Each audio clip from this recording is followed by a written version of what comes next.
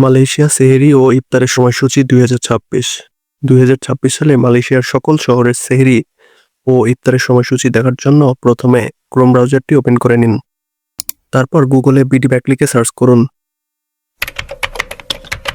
এখন উপরের এই ওয়েবসাইটটি ওপেন করে নিন। তারপর সার্চ অপশনে গিয়ে সার্চ করুন 9565 লিখে। এখন উপরের এই পোস্টটি ওপেন করে নিতে হবে।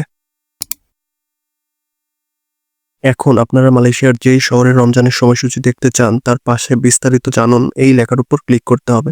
ধরুন আমরা এখন মালয়েশিয়ার পেরাক শহরে রমজানের সময়সূচি দেখব, সেজন্য আমরা পেরাকের পাশে বিস্তারিত জানুন লেখার উপর ক্লিক করছি।